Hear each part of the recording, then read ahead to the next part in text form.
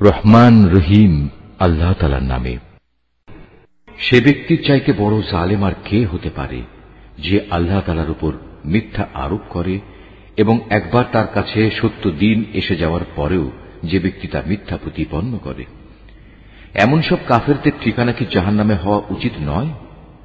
অপরদিকে যে ব্যক্তি স্বয়ং এ সত্য দিন নিয়ে এসেছে এবং যে ব্যক্তি এ সত্যকে সত্য বলে মেনে নিয়েছে, ওদের আযাব থেকে বাঁচিয়ে দেয়া হবে। তাদের জন্য তাদের মালিকের কাছে সে সব কিছুই থাকবে যা তারা পেতে চাইবে। মূলত এটা হচ্ছে সৎ কর্মশীল লোকদের পুরস্কার। কেননা এরা যা কিছু মন্দ কাজ করেছিল আল্লাহ তাআলা তা মিটিয়ে দেবেন এবং তাদের ভালো কাজসমূহের জন্য তিনি তাদের উত্তম পুরস্কার দেবেন। আল্লাহ তাআলা কি তার বান্দা মুহাম্মাদের হেফাজতের জন্য যথেষ্ট নন? হে নবী, এরা তোমাকে আল্লাহ তাআলার পরিবর্তে অন্যদের ভয় দেখায়। আল্লাহ তাআলা যাকে বিভ্রান্ত করেন তার আসলে কোনই পথ প্রদর্শক নেই। আবার যাকে আল্লাহ তাআলা স্বয়ং পথ প্রদর্শন করেন তাকে কেউই পথভ্রষ্ট করতে পারে না। আল্লাহ তাআলা কি পরাক্রমশালী ও কঠোর প্রতিশোধ গ্রহণকারী সত্তা নন?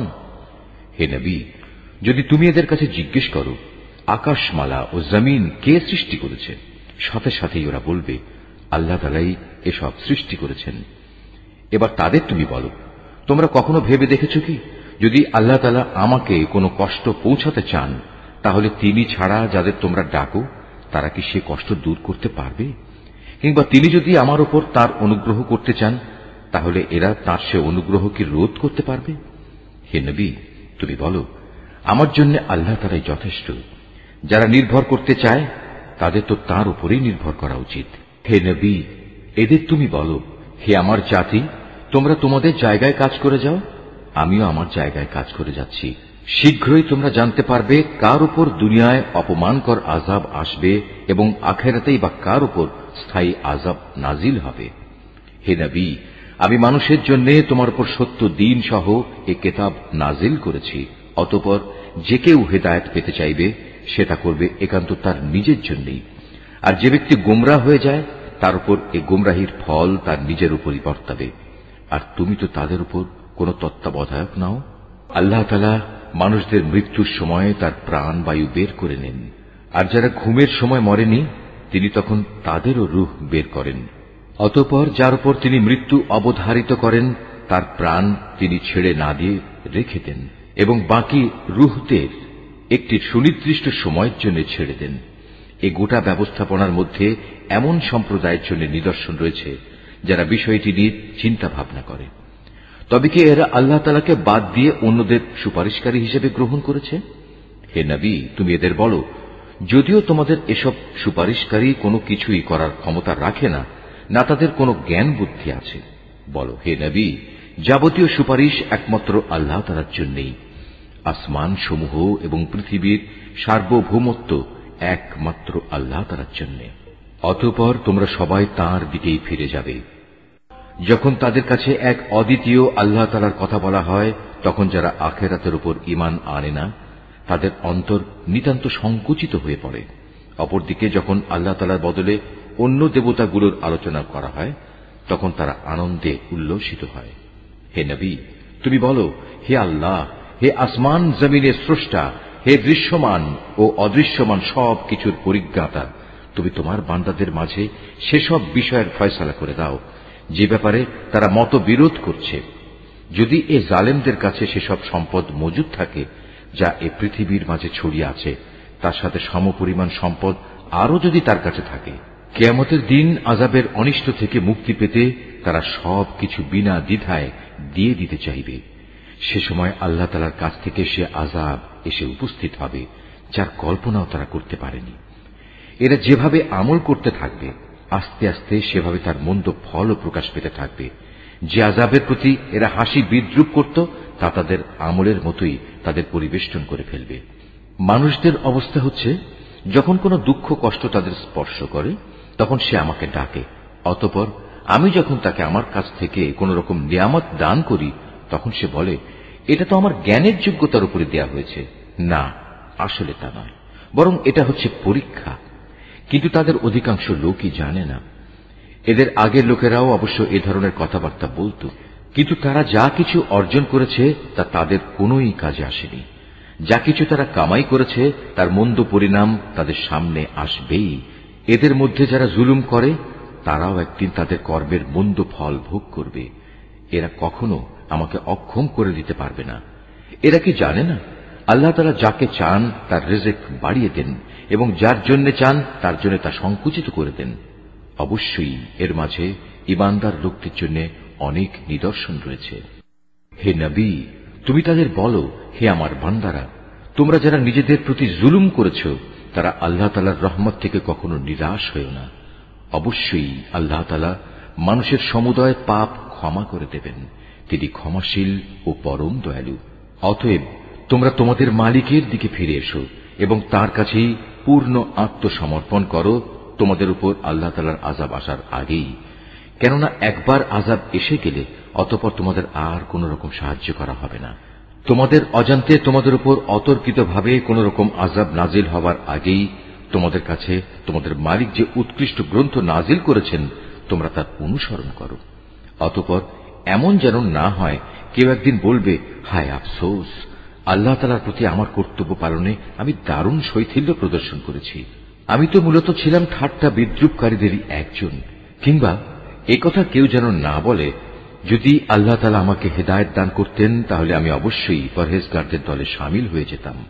অথবা আযাব সামনে দেখে কেউ বলবে, আহা, যদি আমার আবার দুনিয়ায় পাঠিয়ে দেওয়া নসিবে থাকত তাহলে আমি নেক বান্দাদের দলে শামিল হয়ে যেতাম। আল্লাহ তাআলা বলবেন, হ্যাঁ, আমার আয়াতসমূহ অবশ্যই তোমার কাছে এসে পৌঁছেছিল, কিন্তু তুমি সেগুলোকে মিথ্যা বলেছিলে, তুমি অহংকার করেছিলে, তুমি ছিলে অস্বীকারীদেরই একজন। কিয়ামতের দিন তুমি দেখবে যারা আল্লাহ তাআলার উপর মিথ্যা আরোপ করে তাদের মুখগুলো সব কদাকার বিশ্রী হয়ে গেছে। তুমি কি মনে করো জাহান্নাম এরকম ঔদ্ধত্য পোষণকারীদের ঠিকানা হওয়া উচিত নয়? এর বিপরীত যারা পরহেজগারি করেছে আল্লাহ তাআলা তাদের সাফল্যের সাথে জাহান্নাম থেকে উদ্ধার করবেন। অকল্যাণ কখনো তাদের স্পর্শ করবে না, না তারা কখনো কোনো ব্যাপারে উদ্বিগ্ন হবে। আল্লাহ তাআলাই হচ্ছেন সব কিছুর একক স্রষ্টা। তিনিই হচ্ছেন সব কিছুর উপর নিগাহবান। আসমান সমূহ ও জমিনের মূল চাবিকাঠি তো তাঁরই কাছে। যারা এখন আল্লাহ তাআলার আয়াতসমূহ অস্বীকার করে চলেছে পরিশেষে তারাই হবে ক্ষতিগ্রস্ত। হে নবী, তুমি এদের বলো, হে মূর্খ ব্যক্তিরা, তোমরা কি এর পরেও আমাকে আল্লাহ তাআলা ছাড়া অন্য কারো গোলামি বরণ করে নিতে বলছো? অথচ হে নবী, তোমার কাছে এবং সেসব নবীদের কাছেও যারা তোমার আগে অতিবাহিত হয়ে গেছে এ মর্মে ওহী পাঠানো হয়েছে, যদি তুমি আল্লাহ তাআলার সাথে অন্যদের শরীক করো তাহলে অবশ্যই তোমার সব আমল নিষ্ফল হয়ে যাবে এবং তুমি মারাত্মক ক্ষতিগ্রস্তদের দলে শামিল হবে। অতএব তুমি একান্তভাবে আল্লাহ তাআলারই ইবাদত করো এবং শুকরগুজার বান্দাদের মধ্যে শামিল হয়ে যাও। আসলে এ মূর্খ লোকগুলো আল্লাহ তাআলার সেভাবে মূল্যায়নই করেনি যেভাবে তার মূল্যায়ন করা উচিত ছিল। কিয়ামতের দিন গোটা পৃথিবী থাকবে তাঁর হাতের মুঠোয় এবং আসমানগুলো একে একে ভাঁজ করা অবস্থায় তার ডান হাতে থাকবে। পবিত্র ও মহান তিনি। ওরা তাঁর সাথে যা কিছু শিরক করে তার থেকে তিনি অনেক ঊর্ধ্বে। যখন প্রথমবার সিঙায় ফুৎকার দেওয়া হবে তখন আসমান সমূহ ও জমিনে যা কিছু আছে তার সব কিছুই বেহুশ হয়ে যাবে। অবশ্য আল্লাহ তাআলা যা চান তার কথা আলাদা। অতঃপর আবার সিঙায় ফুৎকার দেওয়া হবে, তখন তারা সবাই দণ্ডায়মান হয়ে সে বিভৎস দৃশ্য দেখতে থাকবে। এ সময় জমিন তার মালিকের নূরের ঝলকে উদ্ভাসিত হয়ে উঠবে। মানুষের কর্মফলের নথিপত্র সামনে রাখা হবে। নবীদের ও অন্যান্য সাক্ষীদের এনে হাজির করা হবে। তাদের সবার সাথে ন্যায় বিচার করা হবে। তাদের কারো উপর বিন্দুমাত্র জুলুম করা হবে না। প্রত্যেক মানুষকে সে পরিমাণ প্রতিফল দেয়া হবে যে পরিমাণ কাজ সে করে এসেছে, কারণ আল্লাহ তাআলা সে বিষয়ে সম্যক অবগত আছেন যা কিছু তারা প্রতিনিয়ত করে বেড়াত। যেসব লোক কুফরি করেছে তাদের দলে দলে জাহান্নামের দিকে তাড়িয়ে নেওয়া হবে। এমনই তাড়া খেয়ে যখন তারা জাহান্নামের কাছে পৌঁছবে তখন সাথে সাথেই তার সদর দরজা খুলে দেয়া হবে এবং তার রক্ষী ফেরেশতারা ওদের বলবে, তোমাদের কাছে কি তোমাদের মধ্যে থেকে কোন রসুল আসেনি যারা তোমাদের কাছে তোমাদের মালিকের কিতাবের আয়াতসমূহ তেলাওয়াত করত এবং তোমাদের এমনই একটি দিনের সাক্ষাৎ সম্বন্ধে সতর্ক করে দিত? ওরা বলবে, হ্যাঁ, অবশ্যই এসেছিল, কিন্তু কাফেরদের ব্যাপারে আল্লাহ তাআলার সে আযাব সম্পর্কিত ওয়াদাই আজ বাস্তবায়িত হয়ে গেল। ওদের তখন বলা হবে, যাও প্রবেশ করো জাহান্নামের দরজা দিয়ে, তোমরা সেখানেই চিরদিন থাকবে। ঔদ্ধত্য প্রকাশকারীদের জন্য কত নিকৃষ্ট হবে এই ঠিকানা। অপরদিকে যারা তাদের মালিককে ভয় করেছে তাদের সবাইকে দলে দলে জান্নাতের দিকে নিয়ে যাওয়া হবে। এমনি করে যখন সেখানে তাদের জান্নাতের দোরগোড়ায় এনে হাজির করানো হবে এবং তার দরজাসমূহ আগে থেকেই তাদের জন্য খুলে রাখা হবে, উষ্ণ অভিনন্দন জানিয়ে তার রক্ষী ফেরেশতারা তাদের বলবে, তোমরা সুখে থাকো, চিরন্তন জীবন কাটানোর জন্য এখানে দাখিল হয়ে যাও। তারা সেখানে প্রবেশ করে কৃতজ্ঞ চিত্তে বলবে, সমস্ত তারিফ আল্লাহ তাআলার, যিনি আমাদের দেয়া তাঁর প্রতিশ্রুতি পূরণ করেছেন এবং আমাদের এ ভূমির অধিকারী বানিয়ে দিয়েছেন। এখন আমরা এই জান্নাতের যেখানে ইচ্ছা সেখানেই বসবাস করব। সদাচারীদের এ পুরস্কার কতই না উত্তম। হে নবী, সেদিন তুমি ফেরেশতাদের দেখতে পাবে, ওরা আরশের চারিদিকে ঘিরে তাদের মালিকের সপ্রশংস পবিত্রতা ও মহিমা ঘোষণা করে চলেছে। সেদিন ইনসাফের সাথে সবার বিচার কার্য যখন সম্পন্ন হবে, চারদিক থেকে একই ঘোষণা ধ্বনিত হবে, সবটুকু প্রশংসাই সৃষ্টিকুলের মালিক আল্লাহ তাআলার জন্য। সূরা আল মোমেন, রহমান রহিম আল্লাহ তাআলার নামে। হামিম। এই গ্রন্থ আল্লাহ তাআলার কাছ থেকে নাযিল হয়েছে। তিনি পরাক্রমশালী, সর্বজ্ঞ। তিনি মানুষের গুনাহ মাফ করেন, তওবা কবুল করেন। তিনি শাস্তিদানে কঠোর। তিনি বিপুল প্রভাব প্রতিপত্তির মালিক। তিনি ছাড়া আর কোনো মাবুদ নেই। সবশেষে একদিন তাঁর দিকেই সবাইকে ফিরে যেতে হবে। হে নবী, আল্লাহ তাআলা নাজিল করা এই আয়াতসমূহ নিয়ে শুধু তারাই বিতর্কে লিপ্ত হয় যারা কুফরি করে। সুতরাং শহরে বন্দরে তাদের বিচরণ যেন কোনো দিনই তোমাকে প্রতারিত করতে না পারে। আগেও নূহের জাতি সে জমানার নবীদের মিথ্যা সাব্যস্ত করেছিল। তাদের পর অন্যান্য দলও নবীদের অস্বীকার করেছে। প্রত্যেক জাতি তাদের নবীদের নিরস্ত করার অভিসন্ধি করেছিল এবং সত্যকে ব্যর্থ করে দেওয়ার জন্য তারা যুক্তিতর্কে লিপ্ত হয়েছিল। পরিণামে আমিও তাদের পাকড়াও করেছি। চেয়ে দেখো কেমন ভীতিকর ছিল আমার আযাব। এভাবে অস্বীকারী ব্যক্তিদের উপর তোমার মালিকের বাণী সত্য প্রমাণিত হল যে এরা সত্যি সত্যি জাহান্নামী। যেসব ফেরেশতা আল্লাহ তাআলার আরশ বহন করে চলেছে, যারা এর চারিদিকে কর্তব্যরত রয়েছে, তারা নিজেদের মালিকের পবিত্রতা ও মহিমা ঘোষণা করে চলেছে। তারা তার উপর ঈমান রাখে। তারা ঈমানদারদের মাগফিরাতের জন্য দোয়া করে।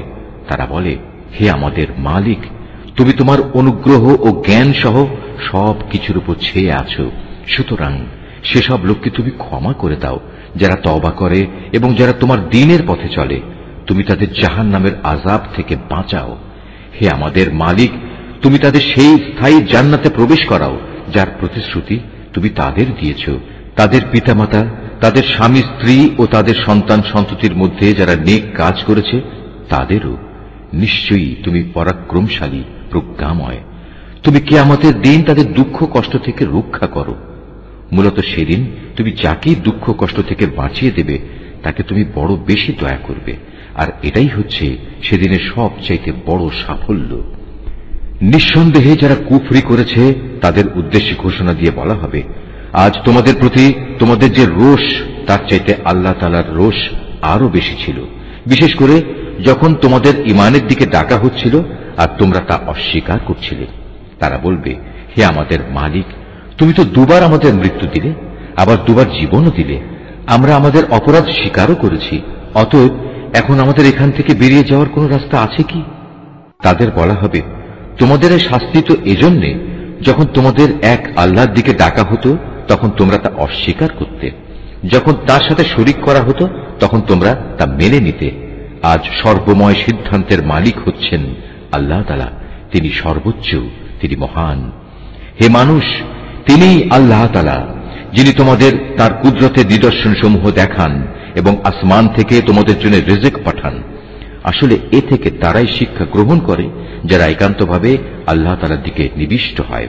অতএব হে মুসলমানরা, তোমরা তোমাদের জীবন কাঠামো একনিষ্ঠভাবে আল্লাহ তাআলার জন্যই নিবেদিত করো, একমাত্র তাকেই ডাকো, যদিও কাফেররা এটা মোটেই পছন্দ করে না।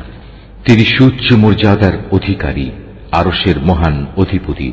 তিনি তার বান্দাদের মধ্যে থেকে যার উপর ইচ্ছা তার আদেশ সহ তার উপর ওহী পাঠান, যাতে করে সে ওহীপ্রাপ্ত রসুল আল্লাহর সাথে সাক্ষাৎ লাভের এ দিনটির ব্যাপারে বান্দাদের সাবধান করে দিতে পারে। সেদিন যখন মানুষ হাসরের ময়দানে বেরিয়ে পড়বে, তখন তাদের কোনো কিছুই আল্লাহ তাআলার কাছ থেকে গোপন থাকবে না। বলা হবে, আজ সর্বময় রাজত্ব ও কর্তৃত্ব কার? জবাব আসবে, প্রবল পরাক্রমশালী এক আল্লাহ তাআলার। আজ প্রত্যেক মানুষকে সে পরিমাণ প্রতিফলই দেয়া হবে যে পরিমাণ সে দুনিয়ায় অর্জন করে এসেছে। আজ কারো প্রতি কোন রকম অবিচার করা হবে না। অবশ্যই আল্লাহ তাআলা দ্রুত হিসাব গ্রহণে তৎপর। হে নবী, তুমি তাদের আসন্ন কিয়ামতের দিন সম্পর্কে সতর্ক করে দাও, যখন কষ্টে তাদের প্রাণ কণ্ঠাগত হবে, চারিদিক থেকে দম বন্ধ হবার উপক্রম হবে। সেদিন জালেমদের আসলেই কোনো বন্ধু থাকবে না, থাকবে না এমন কোন সুপারিশকারী যা তখন গ্রাহ্য করা হবে। তিনি চোখের খেয়ানত সম্পর্কে যেমন জানেন, তেমনি জানেন যা কিছু মানুষের মন গোপন করে রাখে সে সব কিছু।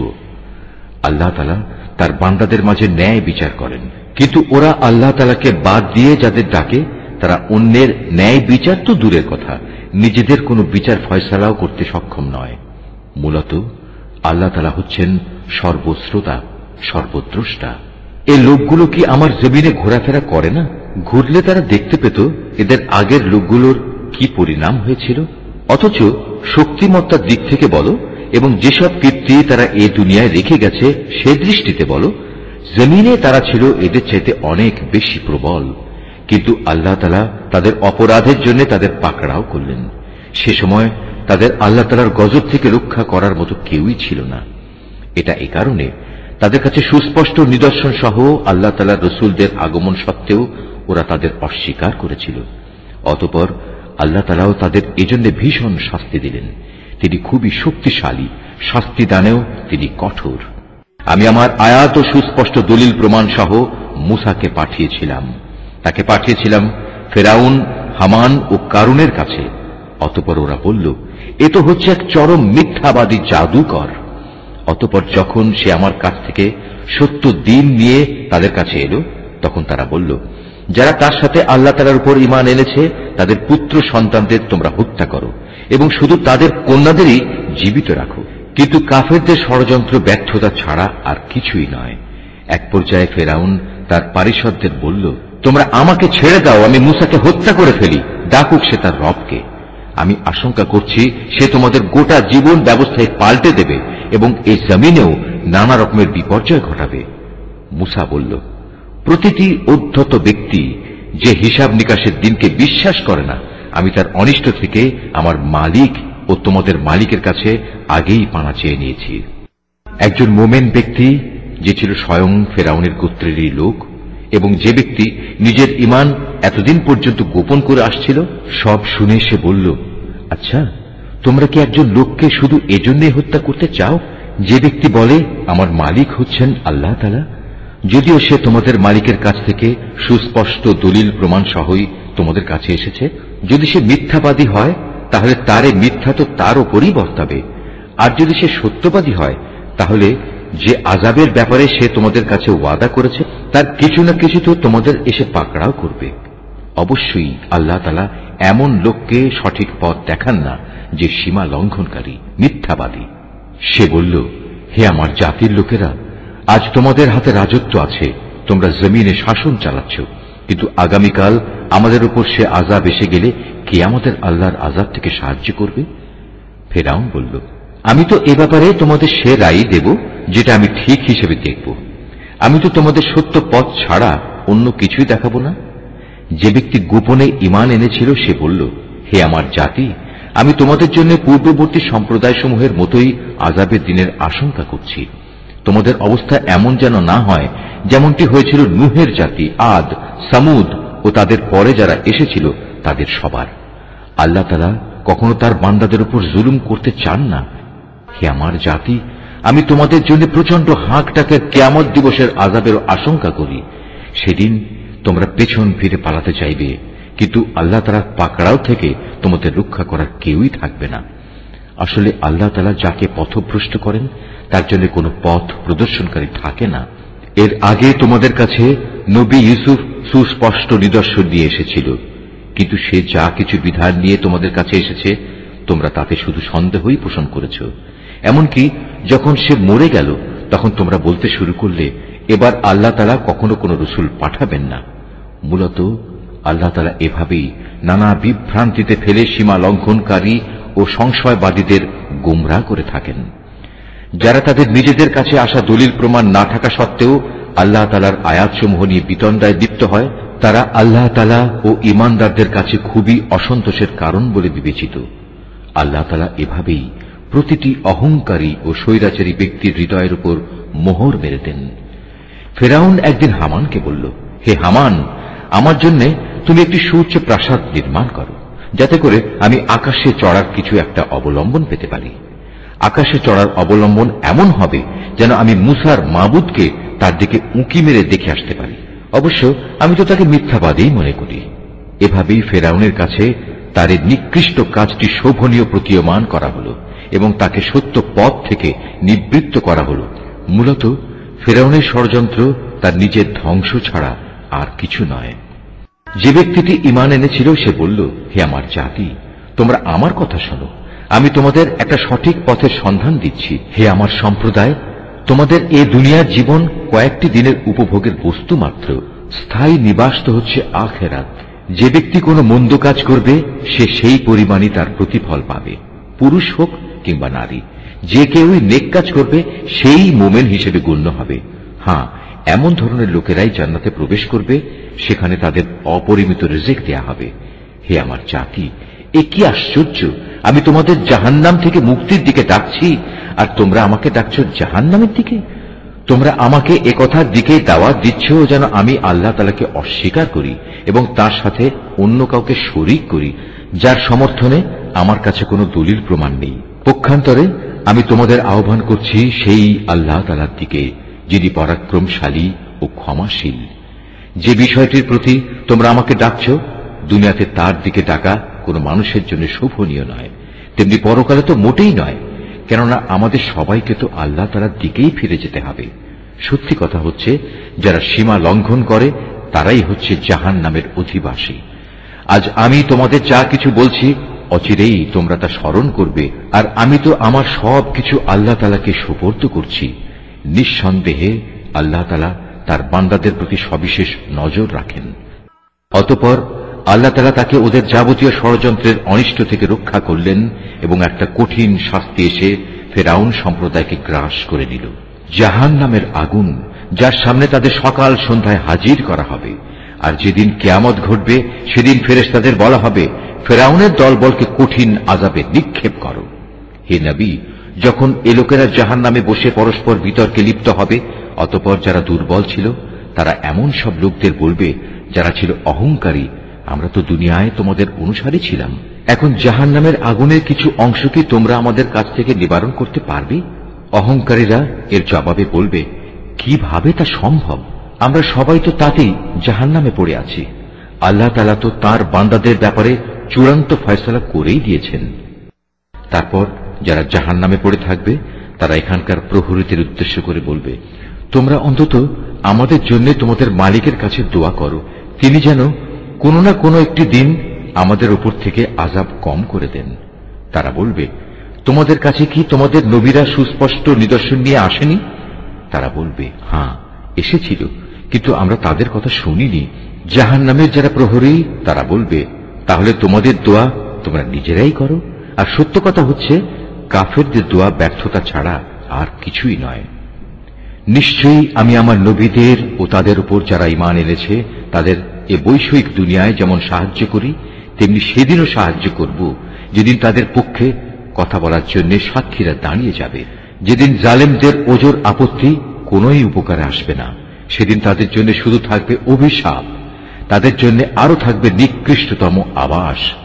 আমি মূসাকে অবশ্যই পথ নির্দেশিকা দান করেছিলাম এবং বনী ইসরায়েলদেরও আমার কেতাবের উত্তরাধিকারী বানিয়েছিলাম। তা ছিল জ্ঞানবান মানুষদের জন্য হেদায়েত ও সুস্পষ্ট উপদেশ। অতএব তুমি ধৈর্য ধারণ করো। আল্লাহ তাআলার প্রতিশ্রুতি অবশ্যই সত্য। তুমি বরং তোমার গুনাহ খাতার জন্য আল্লাহ তাআলার কাছে ক্ষমা প্রার্থনা করো এবং সকাল সন্ধ্যায় তোমার মালিকের সপ্রশংস পবিত্রতা ও মহিমা ঘোষণা করো। নিজেদের কাছে কোনো দলিল প্রমাণ না আসা সত্ত্বেও যারা আল্লাহ তাআলা নাজিল করা আয়াতসমূহ নিয়ে বিতর্কে লিপ্ত হয়, তাদের অন্তরে কেবল অহংকারী ছেয়ে থাকে। তারা কখনো সে সাফল্যের জায়গায় পৌঁছবার যোগ্য নয়।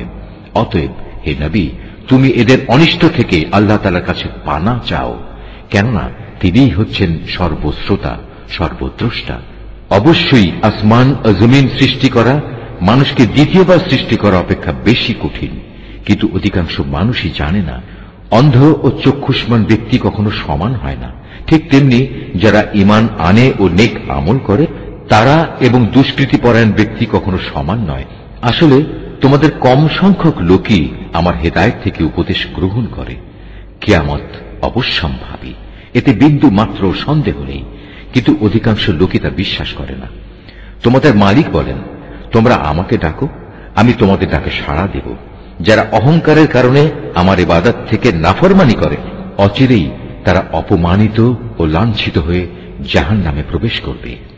আল্লাহ তাআলা যিনি তোমাদের জন্য রাত বানিয়েছেন যেন তোমরা তাতে বিশ্রাম নিতে পারো, এবং দিনকে পর্যবেক্ষণকারী আলোকোজ্জ্বল করেছেন, নিশ্চয়ই আল্লাহ তাআলা মানুষের প্রতি সবিশেষ অনুগ্রহশীল, কিন্তু অধিকাংশ মানুষই কৃতজ্ঞতা আদায় করে না। এ হচ্ছেন আল্লাহ তাআলা, তিনি তোমাদের মালিক, প্রত্যেকটি জিনিসের একক স্রষ্টা। তিনি ব্যতীত অন্য কোনো মাবুদ নেই। বলো, তোমরা কোথায় কোথায় ঠোকর খাবে? যারা আল্লাহ তাআলার আয়াতকে অস্বীকার করেছে তাদেরও এভাবে দাঁড়ে দাঁড়ে ঠোকর খাওয়ানো হয়েছিল। আল্লাহ তাআলাই তোমাদের জন্য ভূমিকে বাসোপযোগী স্থান বানিয়ে দিয়েছেন, আসমানকে বানিয়েছেন ছাদ। তিনি তোমাদের আকৃতি গঠন করেছেন। যে আকৃতি তিনি গঠন করেছেন তা কত সুন্দর, এবং ভালো ভালো জিনিস থেকে তোমাদের রিজিক দান করেছেন। এই আল্লাহ তাআলাই হচ্ছেন তোমাদের মালিক। কত মহান বিশ্বজাহানের প্রতিপালক আল্লাহ তাআলা। তিনি চিরঞ্জীব, তিনি ছাড়া আর কোনো মাবুদ নেই। অতএব একান্ত নিষ্ঠাবান হয়ে তোমরা তাঁর ইবাদত করো। সমস্ত তারিফ সৃষ্টিকুলের মালিক আল্লাহ তাআলার জন্য। হে নবী, তুমি তাদের বলো, আমাকে নিষেধ করা হয়েছে যেন আমি তাদের ইবাদত না করি যাদের তোমরা আল্লাহ তাআলার বদলে ডাকো। তাছাড়া যখন আমার কাছে আমার মালিকের কাছ থেকে সুস্পষ্ট নিদর্শন সমূহ এসে গেছে, আমাকে আদেশ দেয়া হয়েছে যেন আমি আল্লাহ তাআলার অনুগত বান্দা হয়ে যাই। তিনি আল্লাহ তাআলা যিনি তোমাদের মাটি থেকে পয়দা করেছেন, অতঃপর তিনি তোমাদের শুক্র বিন্দু থেকে, তারপর জমাট রক্ত থেকে বানিয়ে তোমাদের শিশু হিসেবে বের করে আনেন। তারপর তোমরা যৌবন প্রাপ্ত হও, একসময় উপনীত হও বার্ধক্যে। তোমাদের কেউ আগেই মরে যায়। এসব প্রক্রিয়া এজন্যই রাখা হয়েছে যেন তোমরা সবাই নির্দিষ্ট সময়ে পৌঁছতে পারো, এবং আশা করা যায় এর ফলে তোমরা সঠিক ঘটনা বুঝতে পারবে। তিনি আল্লাহ তাআলা যিনি তোমাদের জীবন দান করেন, তিনি তোমাদের মৃত্যু ঘটান। তিনি যখন কোনো কিছু করা স্থির করেন তখন শুধু এটুকুই বলেন, হও, অতঃপর তা হয়ে যায়। হে নবী, তুমি কি ওদের অবস্থার দিকে তাকিয়ে দেখোনি যারা আল্লাহ তাআলা নাজিল করা আয়াত সম্পর্কে নানা বিতর্কে লিপ্ত হচ্ছে? তুমি কি বলতে পারো আসলে ওরা কোন দিকে যাচ্ছে? এরা সেসব লোক যারা এ কিতাব অস্বীকার করে সেসব কিতাবও যা আমি ইতিপূর্বে নবীদের কাছে পাঠিয়েছিলাম। অতএব অতি শীঘ্রই তারা নিজেদের পরিণাম জানতে পারবে। যেদিন ওদের গলদেশে আযাবের বেড়ি ও শেকল পরিবেষ্টিত থাকবে, সেদিন তাদের টেনে হিঁচড়ে নিয়ে যাওয়া হবে ফুটন্ত পানিতে, অতঃপর তাদের আগুনেও দগ্ধীভূত করা হবে। অতঃপর তাদের বলা হবে, কোথায় আজ তারা যাদের তোমরা আল্লাহ তাআলার সাথে শরীক করতে? আল্লাহ তাআলার বদলে যাদের তোমরা ডাকতে, তারাই বা আজ কোথায়? তারা বলবে, তারা তো আজ সবাই আমাদের কাছ থেকে হারিয়ে গেছে। আসলে আমরা তো আগে কখনো এমন কাউকে ডাকিনি। আল্লাহ তাআলা এভাবেই কাফেরদের বিভ্রান্ত করেন। আজ এ কারণেই তোমাদের এই পরিণাম হয়েছে যে তোমরা দুনিয়াতে অন্যায়ভাবে আনন্দ উল্লাসে মেতে থাকতে এবং তোমরা ক্ষমাহীন অহংকার করতে। সুতরাং এখন তোমরা জাহান্নামের দরজাসমূহে ভেতরে প্রবেশ করো, সেখানে তোমরা চিরকাল থাকবে। কত নিকৃষ্ট অহংকারীদের এই আবাসস্থল। হে নবী, তুমি ধৈর্য ধারণ করো। তোমার মালিকের ওয়াদা অবশ্যই সত্য। আমি ওদের কাছে যে শাস্তির ওয়াদা করেছি তার কিছু অংশ যদি তোমাকে দেখিয়ে দেই, অথবা তার আগে যদি আমি তোমাকে উঠিয়ে নেই, তাতে দুশ্চিন্তার কারণ নেই, কেননা তাদের তো আমার কাছে ফিরে আসতেই হবে। হে মুহাম্মদ, আমি তোমার আগে অনেক নবী প্রেরণ করেছি, তাদের কারো কারো ঘটনা আমি তোমাকে শুনিয়েছি। আবার এমনও আছে তাদের কথা তোমার কাছে আমি আদৌ বর্ণনাই করিনি। আসলে আল্লাহ তাআলার অনুমতি ছাড়া কোন নিদর্শন উপস্থিত করা কোন রসুলের কাজ নয়। আর যখন আল্লাহ তাআলার ফয়সালা এসে যাবে তখন তো সব কিছুর যথাযথ মীমাংসা হয়েই যাবে, আর সে ফয়সালায় একমাত্র মিথ্যাশ্রয়ীরাই ক্ষতিগ্রস্ত হবে। আল্লাহ তাআলাই সেই মহান সত্তা যিনি তোমাদের জন্য চতুষ্পদ জন্তু পয়দা করেছেন, যেন তোমরা তার কতেক প্রকারের উপর আরোহণ করতে পারো, আর তার মধ্যে কতেক প্রকারের তোমরা গোশত খেতে পারো। তোমাদের জন্য তাতে আরো বহুবিধ কল্যাণ রয়েছে। তোমরা তার উপর আরোহণ করে তোমাদের নিজেদের মনের ইচ্ছা ও প্রয়োজনীয় স্থানে উপনীত হতে পারো। তোমরা তাদের উপর আরোহণ করো, অবশ্য নৌকার উপরও তোমরা আরোহণ করো। আল্লাহ তাআলা তোমাদের কুদরতের আরো নিদর্শন দেখাচ্ছেন। তুমি আল্লাহ তাআলার কোন কোন নিদর্শন অস্বীকার করবে বলো? এরা কি জমিনে চলাফেরা করেনি?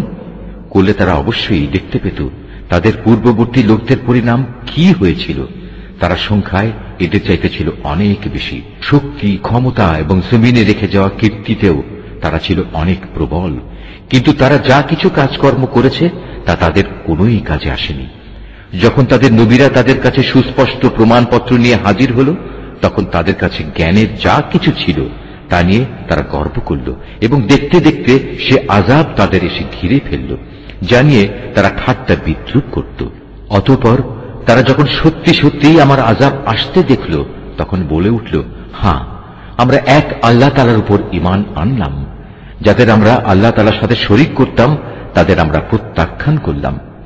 কিন্তু তারা যখন আমার আযাব দেখল, তখন তাদের ঈমান তাদের কোনো উপকারই এলো না। আল্লাহ তাআলার এই নীতি হামেশাই তার বান্দাদের মাঝে কার্যকর হয়ে আসছে, আর এখানে কাফেররাই ক্ষতিগ্রস্ত হয়। সূরা হামিম আস-সাজদা। রহমান রহিম আল্লাহ তাআলার নামে। হামিম, এ কিতাব রহমান রহিম আল্লাহ তাআলার কাছ থেকে নাজিল করা। এ কোরআন এমন এক কিতাব যার আয়াতসমূহ খুলে খুলে বর্ণনা করা হয়েছে। তদুপরি এ কোরআন আরবি ভাষায় এমন একটি সম্প্রদায়ের জন্য নাজিল হয়েছে যারা এটা জানে। এ কিতাব জান্নাতের সুসংবাদদাতা আর জাহান্নামের ভীতি প্রদর্শনকারী। তারপরেও মানুষদের অধিকাংশ এ থেকে মুখ ফিরিয়ে নিয়েছে এবং তারা এ কিতাবের কথা শুনতে চায় না। তারা বলে, যে বিষয়ের দিকে তুমি আমাদের ডাকছ তার জন্য আমাদের অন্তরসমূহ আবরণে আচ্ছাদিত হয়ে আছে, আমাদের কানেও রয়েছে বধিরতা, আমাদের ও তোমার মধ্যে একটি দেয়াল দাঁড়িয়ে আছে। সুতরাং তুমি তোমার কাজ করো আর আমরা আমাদের কাজ করি। হে নবী, তুমি বলো, আমি তো তোমাদেরই মতো একজন মানুষ, কিন্তু আমার উপর এ মর্মে ওহী নাজিল হয় যে তোমাদের মাবুদ হচ্ছেন একজন। অতএব হে মানুষ, তোমরা তাঁর ইবাদতের দিকেই সোজা হয়ে দাঁড়িয়ে যাও এবং তাঁর কাছে ক্ষমা প্রার্থনা করো। আর দুর্ভোগ মুশরিকদের জন্য নির্ধারিত হয়ে আছে, যারা যাকাত দেয় না এবং তারা পরকালের উপরও ঈমান আনে না। যারা আল্লাহ তাআলার উপর ঈমান আনে এবং নেক কাজ করে তাদের জন্য আখিরাতের জীবনে নিরবচ্ছিন্ন পুরস্কারের ব্যবস্থা রয়েছে। হে নবী, তুমি বলো, তোমরা কি তাকে অস্বীকার করতে চাও যিনি দুদিনে পৃথিবীকে পয়দা করেছেন, এবং তোমরা অন্য কাউকে কি তারই সমকক্ষ হিসেবে দাঁড় করাতে চাও? অথচ এ হচ্ছেন সৃষ্টিকুলের মালিক। তিনি এ জমিনের মাঝে এর উপর থেকে পাহাড়সমূহ গেড়ে দিয়েছেন ও তাতে বহুমুখী কল্যাণ রেখে দিয়েছেন, এবং তাতে সবার আহারের পরিমাণ নির্ধারণ করেছেন। এসব তিনি সম্পন্ন করেছেন 4 দিন সময়ের ভেতর। অনুসন্ধানীদের জন্য সেখানে সব উপকরণই সমান সমান। অতঃপর তিনি আসমানের দিকে মনোনিবেশ করলেন, যা তখন ছিল ধূম্রকুঞ্জ বিশেষ। এরপর তিনি তাকে ও জমিনকে আদেশ করলেন, তোমরা উভয়েই এগিয়ে এসো, ইচ্ছায় হোক কিংবা অনিচ্ছায়। তারা উভয়েই বলল, আমরা অনুগত হয়েই এসেছি। অতঃপর তিনি দুদিনের ভেতর এ ধূম্রকুঞ্জকে 7 আসমানে পরিণত করলেন এবং প্রতিটি আকাশে তার উপযোগী আদেশনামা পাঠালেন। পরিশেষে আমি নিকটবর্তী আসমানকে তারকারাজি দ্বারা সাজিয়ে দিলাম এবং তাকে শয়তান থেকে সংরক্ষিত করে দিলাম। এসব পরিকল্পনা অবশ্যই পরাক্রমশালী ও সর্বজ্ঞ আল্লাহ তাআলা কর্তৃক আগে থেকেই সুবিন্যস্ত করে রাখা হয়েছিল। এরপরেও যদি এরা মুখ ফিরিয়ে নেয় তাহলে তুমি বলো, আমি তো তোমাদের এক ভয়াবহ ধ্বংসাত্মক আযাব থেকে সতর্ক করলাম মাত্র। ঠিক যেরূপ ভয়াবহ আযাব এসেছিল আদ ও সামুদের ওপর, যখন তাদের কাছে ও তাদের আগের লোকদের কাছে আমার রসুলরা এসে বলেছিল, তোমরা আল্লাহ তাআলা ছাড়া অন্য কারো ইবাদত করো না। জবাবে তারা বলেছিল, আমাদের মালিক যদি চাইতেন তাহলে তিনি ফেরেশতাদেরই নবী করে পাঠাতেন। তোমাদের যা কিছু দিয়েই পাঠানো হোক না কেন, আমরা তাই প্রত্যাখ্যান করলাম। আদ জাতির ঘটনা ছিল, তারা আল্লাহ তাআলার জমিনে অন্যায়ভাবে দম্ভ ভরে ঘুরে বেড়াত এবং বলতো, আমাদের চাইতে শক্তিশালী আর কে আছে? অথচ ওরা কি চিন্তা করে দেখেনি যে আল্লাহ তাআলা তাদের সৃষ্টি করেছেন, তিনি শক্তির দিক থেকে তাদের চাইতে অনেক বেশি প্রবল। আসলে ওরা আমার আয়াতসমূহকেই অস্বীকার করত। অতঃপর আমি কতিপয় অশুভ দিনে তাদের উপর এক প্রচন্ড তুফান প্রেরণ করলাম, যেন আমি তাদের দুনিয়ার জীবনেই লাঞ্ছনাদায়ক একটি শাস্তির স্বাদ উপভোগ করিয়ে দিতে পারি। আর আখিরাতের আযাব তো আরো বেশি অপমানকর, তাদের তো কোন রকম সাহায্যও করা হবে না। আর সামুদ জাতির অবস্থা ছিল এই যে আমি তাদেরও সরল পথ দেখিয়ে দিয়েছিলাম, কিন্তু তারা হেদায়েতের বদলে অন্ধত্বের উপর থাকাই বেশি পছন্দ করল। অতঃপর তাদের অন্যায় কাজকর্মের জন্য আমি তাদের উপর অপমানজনক শাস্তির কষাঘাত হানলাম। এই প্রলয়ঙ্কারী শাস্তির কষাঘাত থেকে আমি তাদেরই শুধু উদ্ধার করলাম যারা ঈমান এনেছে এবং অপরাধ থেকে বেঁচে থেকেছে। সেদিনটির কথা স্মরণ করো যেদিন আল্লাহ তাআলা দুশমনদের জাহান্নামের দিকে নিয়ে যাওয়ার জন্য জড়ো করা হবে। সেদিন তাদের হাঁকিয়ে বিভিন্ন দলে উপদলে বিন্যস্ত করা হবে। যেতে যেতে তারা যখন তার বিচারের পাল্লার কাছে পৌঁছবে, তখন তাদের কান, চোখ ও চামড়া তাদের যাবতীয় কাজের উপর সাক্ষ্য দেবে। তখন তারা তাদের চামড়াগুলোকে বলবে, তোমরা আজ আমাদের বিরুদ্ধে সাক্ষ্য দিলে কেন? উত্তরে তারা বলবে, আল্লাহ তাআলা যিনি সব কিছুকে কথা বলার শক্তি দিয়েছেন, তিনি আজ আমাদেরও কথা বলার শক্তি দিয়েছেন। তিনি যেহেতু তোমাদের প্রথমবার সৃষ্টি করেছিলেন, তাই তোমাদের তার কাছেই ফিরে যেতে হবে। আল্লাহ তাআলা বলবেন, তোমরা দুনিয়াতে কোনো কিছুই তো এদের কাছ থেকে গোপন করার চেষ্টা করতে না, এটা ভাবতেও পারোনি। তোমাদের কান, তোমাদের চোখ ও তোমাদের চামড়া কখনো তোমাদের বিরুদ্ধে সাক্ষ্য দেবে? বরং তোমরা তো মনে করতে তোমরা যা কিছু করছিলে তার অনেক কিছু স্বয়ং আল্লাহ তাআলাও বুঝি জানেন না। তোমাদের এই যে ধারণা যা তোমরা তোমাদের মালিকের সম্পর্কে পোষণ করতে, মূলত তাই তোমাদের এ ভরাডুবি ঘটিয়েছে। ফলে তোমরা মারাত্মক ক্ষতিগ্রস্ত হয়ে গেছ। আজ যদি ওরা ধৈর্য ধারণ করে তাতেও তাদের কোনো উপকার হবে না, জাহান্নামই হবে তাদের ঠিকানা।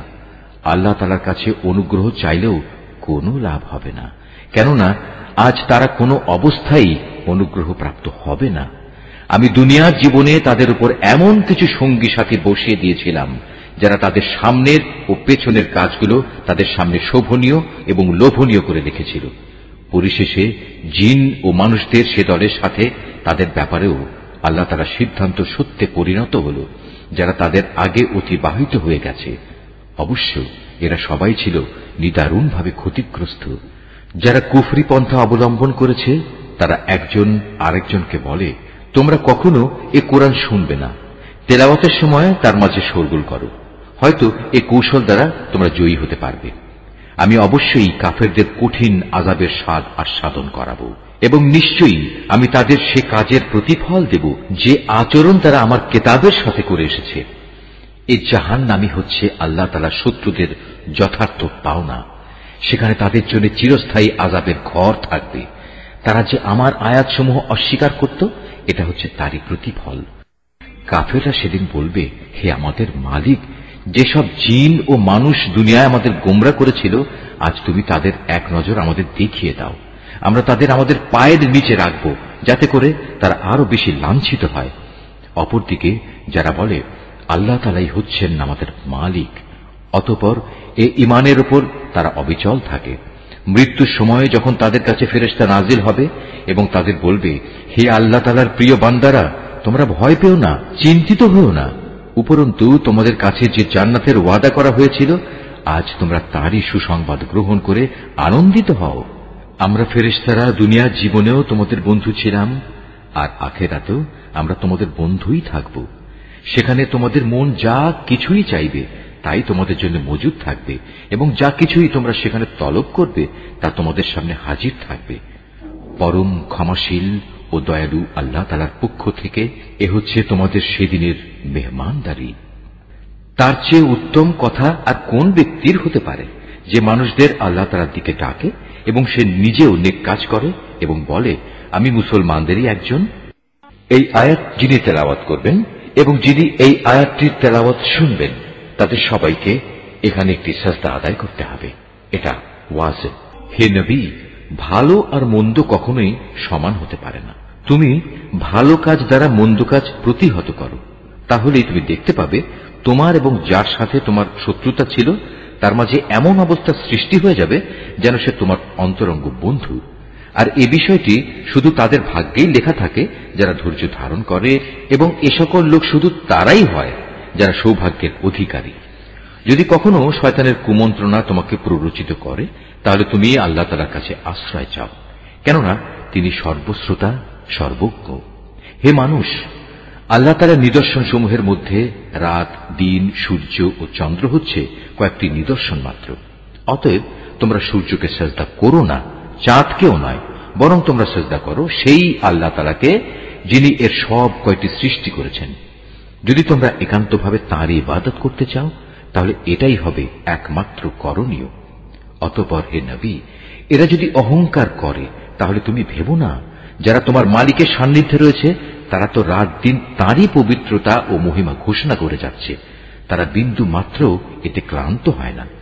তার কুদরতের আরেকটি নিদর্শন হচ্ছে তুমি জমিনকে দেখতে পাচ্ছ শুষ্ক ও অনুর্বর হয়ে পড়ে আছে, অতঃপর তার উপর আমি যখন পানি বর্ষণ করি তখন সহসাই তা শস্য শ্যামল হয়ে স্ফীত হয়ে ওঠে। অবশ্যই যে আল্লাহ তাআলা এ মৃত জমিনকে জীবন দান করেন, তিনি মৃত মানুষকেও জীবিত করবেন। নিঃসন্দেহে তিনি সর্ববিষয়ের উপর একক শক্তিমান। যারা আমার আয়াতসমূহ বিকৃত করে তারা কিন্তু কেউই আমার দৃষ্টির অগোচরে নয়। তুমি বলো, যে ব্যক্তি জাহান্নামে নিক্ষিপ্ত হবে সে ভালো, না যে ব্যক্তি কিয়ামতের দিন শান্তি ও নিরাপত্তার সাথে আমার সামনে হাজির হবে সে ভালো? এরপরেও চৈতন্যদয় না হলে যা ইচ্ছা তোমরা তাই করো। তবে মনে রেখো, তোমরা যাই করো আল্লাহ তাআলা তা অবলোকন করছেন। যারা কোরআনের মতো একটি স্মরণিকা গ্রন্থ তাদের কাছে আসার পর তাকে অস্বীকার করে, তারা অচিরেই তাদের পরিণাম টের পাবে। মূলত তা কোরআন হচ্ছে এক সম্মানিত গ্রন্থ। এতে বাতিল কিছু অনুপ্রবেশের আশঙ্কা নেই, তার সামনের দিক থেকেও নয়, তার পেছনের দিক থেকেও নয়, কেননা এটা বিজ্ঞ, কুশলী, প্রশংসিত সত্তার কাছ থেকে নাজিল করা হয়েছে। হে নবী, তোমার সম্পর্কে আজ সেসব কিছুই বলা হচ্ছে যা তোমার আগে অন্যান্য নবীদের ব্যাপারেও বলা হয়েছিল। নিঃসন্দেহে তোমার মালিক যেমনি পরম ক্ষমাশীল, তেমনি তিনি কঠোর শাস্তিদাতাও বটে। আমি যদি কোরআন আরবি ভাষার বদলে আজমি অনারব ভাষায় বানাতাম, তাহলে এরা বলতো, কেন এর আয়াতগুলো আমাদের ভাষায় পরিষ্কার করে বর্ণনা করা হলো না? তারা বলতো, এ কি আজব ব্যাপার, এটা নাজিল করা হয়েছে আজমি ভাষায়, অথচ এর বাহক হচ্ছে আরবি। হে রাসূল, তুমি বলো, এ গোটা কোরআন হচ্ছে মূলত ঈমানদারদের জন্য হেদায়েত গ্রন্থ ও মানুষের যাবতীয় রোগ ব্যাধির নিরাময়। কিন্তু যারা এর উপর ঈমান আনে না, তাদের কানে বধিরতা ছিপি আটা আছে, তাই কোরআন তাদের উপর যেন একটি অন্ধকার পর্দা। এ কারণেই সত্য কথা শোনা সত্ত্বেও তারা এর সাথে এমন আচরণ করে যেন তাদের অনেক দূর থেকে ডাকা হচ্ছে, তাই কিছুই বুঝতে পারছে না। হে নবী, তোমার আগে আমি মূসাকেও একটি কিতাব দান করেছিলাম, তাতে বহু মতবিরোধ ঘটানো হয়েছিল। আসলে তোমার মালিকের পক্ষ থেকে কিয়ামত সংক্রান্ত ঘোষণা যদি না থাকত, তাহলে কবেই আযাব এসে এদের মাঝে চূড়ান্ত একটা ফয়সালা হয়ে যেত। এরা আসলে এই কোরআন সম্পর্কে এক বিভ্রান্তিকর সন্দেহে নিমজ্জিত আছে। যে কোনো ব্যক্তি নেক কাজ করবে, মূলত সে তা করবে একান্ত তার নিজের কল্যাণের জন্য, আর যে ব্যক্তি কোনো মন্দ কাজ করবে তার অশুভ ফল একান্ত তার উপরেই গিয়ে পড়বে। তোমার মালিক তার বান্দাদের ব্যাপারে কখনো জালেম নন। নিশ্চয়ই আল্লাহ যা বলেছেন সত্য বলেছেন।